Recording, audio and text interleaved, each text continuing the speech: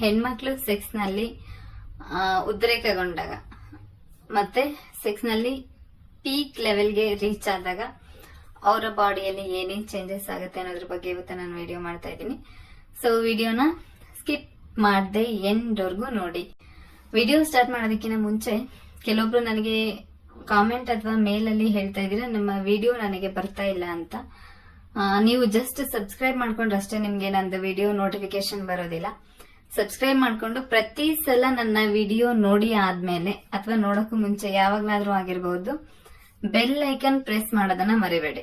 In case ನೀವು bell icon press ಮಾಡ್ಲಿಲ್ಲ ಅಂದ್ರೆ ನಂದು ವಿಡಿಯೋ ನೋಟಿಫಿಕೇಶನ್ ನಿಮ್ಗೆ ಬರೋದಿಲ್ಲ. ಜಸ್ಟ್ ನೀವು ಬೆಲ್ ಐಕನ್ ಪ್ರೆಸ್ ಮಾಡಿದ್ರೆ ಮಾತ್ರ ನಂದು ಮುಂದಿನ ವಿಡಿಯೋ ನೀವು ನೋಡ್ಲಿಕ್ಕೆ ಸಾಧ್ಯ ಆಗುತ್ತೆ. ಓಕೆ, ವಿಡಿಯೋ ಸ್ಟಾರ್ಟ್ ಮಾಡೋಣ. ಹೆಣ್ಮಕ್ಳಲ್ಲಿ ಉದ್ರೇಕ ಸೆಕ್ಸ್ ನಲ್ಲಿ ಪೀಕ್ ಲೆವೆಲ್ಗೆ ಹೋದಾಗ ಅವ್ರ ಬಾಡಿಯಲ್ಲಿ ಏನೇನ್ ಚೇಂಜಸ್ ಆಗುತ್ತೆ, ಸೆಕ್ಸ್ ಆದ್ಮೇಲೆ ಏನೇನ್ ಚೇಂಜಸ್ ಆಗುತ್ತೆ ಅನ್ನೋದ್ರ ಬಗ್ಗೆ ಇವತ್ತು ನಾನು ವಿಡಿಯೋ ಮಾಡ್ತಾ ಇದ್ದೀನಿ. ಫಸ್ಟ್ ಆಫ್ ಆಲ್ ನಾನು ಒಬ್ಬ ಪುರುಷನ ಬಗ್ಗೆ ಹೇಳ್ತೀನಿ. ಈಗ ಒಬ್ಬ ಪುರುಷನಿಗೆ ಸೆಕ್ಸ್ ಆದ್ಮೇಲೆ ಒಂದು ವೀರ್ಯಸ್ಖಲನ ಆಗುತ್ತೆ. ಸೊ ಅಲ್ಲಿಗೆ ಆತನ ಸೆಕ್ಸ್ ಕಂಪ್ಲೀಟ್ ಆಗಿದೆ ಅಂತ ಗೊತ್ತಾಗುತ್ತೆ. ಹಾಗೆ ಹೆಣ್ಮಕ್ಳ ಬಾಡಿಯಲ್ಲಿ ಏನಾಗುತ್ತೆ ಅಂತ ನಾನು ಒನ್ ಬೈ ಒನ್ ಹೇಳ್ತಾ ಹೋಗ್ತೀನಿ.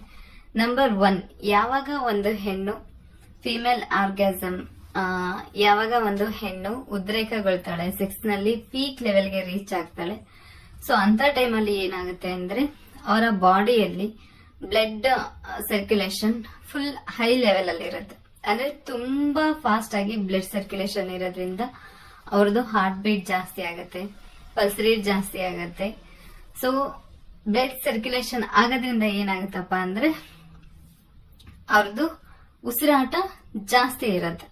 ಇನ್ನ ಸೆಕೆಂಡ್ ಒನ್ ಏನಪ್ಪಾ ಅಂದ್ರೆ ಯಾವಾಗ ಈ ಬ್ಲಡ್ ಸರ್ಕ್ಯುಲೇಷನ್ ಜಾಸ್ತಿ ಫಾಸ್ಟ್ ಆಗಿ ಆಗ್ಲಿಕ್ಕೆ ಸ್ಟಾರ್ಟ್ ಆಗುತ್ತೆ, ಸೊ ಅವಾಗ ಏನಾಗುತ್ತೆ ಅಂದ್ರೆ ಅವರ ಬ್ರೆಸ್ಟ್ ನಿಪ್ಪಲ್ಸ್ ಸ್ಟ್ಯಾಂಡ್ ಆಗಿರುತ್ತೆ. ಸೊ ಅದನ್ನ ನೀವು ಗಮನಿಸಬಹುದು, ಅದು ಪ್ರತಿಯೊಬ್ಬರಿಗೂ ಕಾಣಿಸುತ್ತೆ. ಸೊ ನೀವು ಅದನ್ನ ನೋಡಬಹುದು. ಇನ್ನು ಥರ್ಡ್ ಒನ್ ಏನಪ್ಪಾ ಅಂದ್ರೆ ಆಕೆಯ ವೆಜೈನಾ, ಯೋನಿ ಅಂತ ನಾವೇನ್ ಹೇಳ್ತೀವಿ, ಯೋನಿಯ ಹೊರಗಡೆ ಭಾಗದಲ್ಲಿ ಸ್ವೆಲ್ಲಿಂಗ್ ಆಗಿರುತ್ತೆ. ನಾಟ್ ಓನ್ಲಿ ಔಟ್ ಸೈಡ್ ಅಂದ್ರೆ ಹೊರಗಡೆ ಮಾತ್ರ ಅಲ್ಲ, ಇನ್ನರ್ ಸೈಡ್ ಕೂಡ, ಒಳಗಡೆನೂ ಕೂಡ ಯೋನಿಯ ಭಾಗ ಅನ್ನೋದು ಸ್ವೆಲ್ಲಿಂಗ್ ಆಗಿರುತ್ತೆ. ಸೊ ಅದು ನಮ್ಗೆ ಕಾಣೋದಿಲ್ಲ. ಇನ್ನ ಫೋರ್ತ್ ಒನ್ ಏನಪ್ಪಾ ಅಂದ್ರೆ ಈಗ ಹೇಗೆ ನಿಮ್ಗೆ ಸೆಕ್ಸ್ ಆದ್ಮೇಲೆ ವೀರ್ಯಸ್ಖಲನ ಆಗತ್ತೆ, ನಿಮ್ಗೆ ಅದು ಗೊತ್ತಾಗುತ್ತೆ ಅಲ್ವಾ, ಹಾಗೆ ಹೆಣ್ಮಕ್ಳಿಗೆ ಹೈ ಲೆವೆಲ್ಗೆ ರೀಚ್ ಆದ್ಮೇಲೆ ಅಥವಾ ಸೆಕ್ಸ್ ಉದ್ರೇಕಗೊಂಡಾಗ ಆಕೆಯ ಬಾಡಿಯಲ್ಲಿ ನ್ಯಾಚುರಲ್ ಆಗಿ ಲೂಬ್ರಿಕೆಂಟ್ ಸ್ಟಾರ್ಟ್ ಆಗುತ್ತೆ. ಅಂದ್ರೆ ಈಗ ನೀವೇನು ಹೇಳ್ತೀರಲ್ವಾ, ಯೋನಿಯ ಒಳಗಡೆ ತೇವಾಂಶ ಏನಾಗುತ್ತೆ ಅಲ್ವಾ, ಸೊ ಆಕೆ ಯಾವಾಗ ಸೆಕ್ಸ್ ಫೀಲ್ ಮಾಡ್ತಾಳೆ, ಉದ್ರೇಕಗೊಳ್ತಾಳೆ, ಸೊ ಅಂತ ಟೈಮಲ್ಲಿ ಆಕೆ ಯೋನಿಯ ಒಳಗಡೆ ನ್ಯಾಚುರಲ್ ಆಗಿ ಲೂಬ್ರಿಕೆಂಟ್ ಸ್ಟಾರ್ಟ್ ಆಗತ್ತೆ. ಸೊ ಯಾಕೆ ಅದು ಅಂತ ಅಂದ್ರೆ ಸೆಕ್ಸ್ ಮಾಡೋ ಅಂತ ಟೈಮಲ್ಲಿ ಹೆಣ್ಮಕ್ಳಿಗೆ ಆಗಿರ್ಬೋದು ಇಲ್ಲ ಗಂಡ್ಮಕ್ಳಿಗೆ ಆಗಿರ್ಬೋದು ಪೇನ್ ಆಗ್ಬಾರ್ದು ಅನ್ನೋ ರೀಸನ್ಗೆ. ಇನ್ ಕೇಸ್ ಏನಾದ್ರೂ ಲೂಬ್ರಿಕೆಂಟ್ ಆಗ್ಲಿಲ್ಲ ಅಲ್ಲಿ ಅಂದ್ರೆ ಏನಾಗುತ್ತಪ್ಪ ಅಂದ್ರೆ ತುಂಬಾ ಪೇನ್ ಆಗುತ್ತೆ. ಅದು ಹುಡುಗಿಗಾಗಿರ್ಬೋದು ಇಲ್ಲ ಹುಡುಗಂಗಾಗಿರ್ಬೋದು, ಅದು ಪೇನ್ ಆಗಿ ಇರಿಟೇಷನ್ ಆಗುವಂತ ಚಾನ್ಸಸ್ ಇರುತ್ತೆ.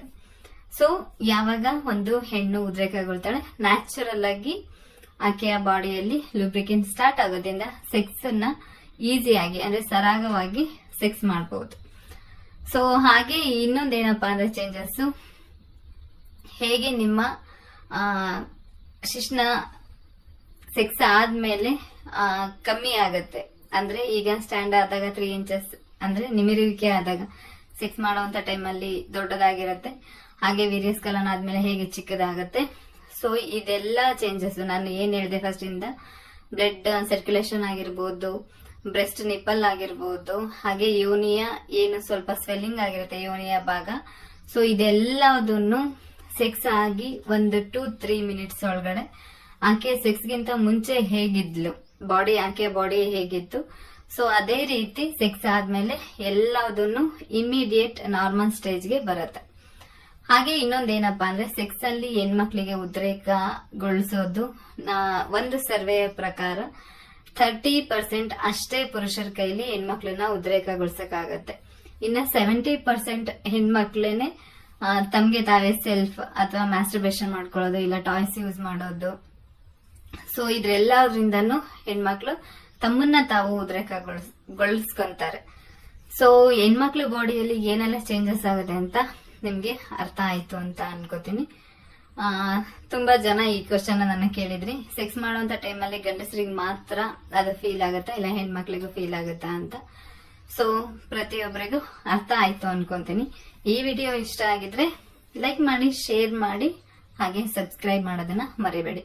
ಸಬ್ಸ್ಕ್ರೈಬ್ ಮಾಡ್ಕೊಂಡು ಪಕ್ಕದಲ್ಲೇ ಇರುವಂತಹ ಬೆಲ್ ಐಕನ್ ಪ್ರೆಸ್ ಮಾಡೋದನ್ನ ಸಹ ಮರಿಬೇಡಿ. Thank you so much. Love you all. ಮತ್ತೆ ಮುಂದಿನ ವಿಡಿಯೋದಲ್ಲಿ ಭೇಟಿ ಮಾಡೋಣ.